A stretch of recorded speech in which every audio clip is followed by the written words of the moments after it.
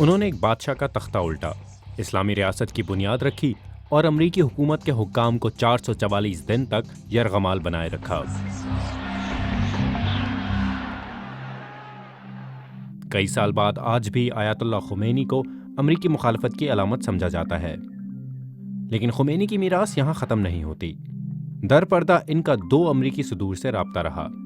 Be B C کو سی آئی ای کی طرف سے حال ہی میں عام کی گئی خفیہ دستاویزات ملی ہیں، جن سے یہ پتہ چلتا ہے کہ نازک سیاسی لمحات میں خمینی خفیہ طور پر امریکی حکومت سے رابطے میں رہے۔ یہ بات کبھی منظر عام پر نہیں آئی۔ اس سلسلے کی شروعات نومبر 1963 میں ہوئی، جب خمینی نے کینیڈی حکومت کی حمایت کرنے کے حوالے سے پیغام بھیجا۔ خمینی کا موقف تھا کہ وہ ایران میں امریکی مفادات کے خلاف نہیں تھے، بلکہ امریکی موجودگی روس اور برطانیہ کے اثر و رسوخ کے مقابلے کے لیے ضروری تھی۔ خمینی کو اس بات کا پوری طرح اندازہ تھا کہ شاہ کے لیے یہ لمحات نازک تھے اور انہوں نے اس کا پورا فائدہ اٹھایا۔ خمینی امریکیوں کو یہ پیغام دے رہے تھے کہ شاہ کا متبادل وہ ہے۔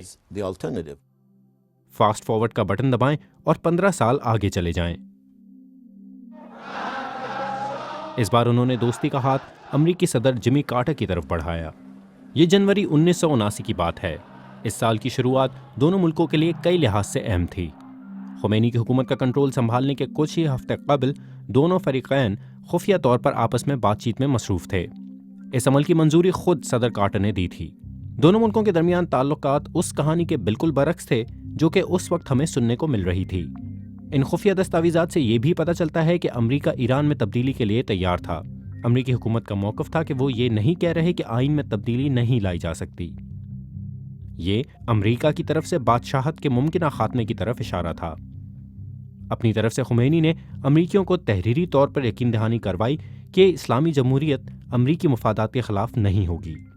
مزید یہ کہ اسلامی جمہوریت کے قائم ہونے کے بعد تیل کی فراہمی جاری رہے گی۔ انہوں نے یہ بھی کہا کہ وہ خطے میں انقلاب نہیں پھیلائیں گے۔ تاریخ خمینی کو ایک سخت موقف رکھنے والے لیڈر کے طور پر دیکھتی ہے، لیکن ان دستاویزات سے پتہ چلتا ہے کہ طاقت کے طویل حصول میں انہیں سیاسی جوڑ توڑ کرنا پڑی۔ شطرنج کے اس کھیل میں انہوں نے کئی امریکی نواز چالیں چلیں، لیکن بادشاہ کا تختہ الٹنے کے بعد انہوں نے امریکی مخالفت کے ایک ایسے سلسلے کی بنیاد رکھی جو کہ کئی عصروں تک قائم رہا۔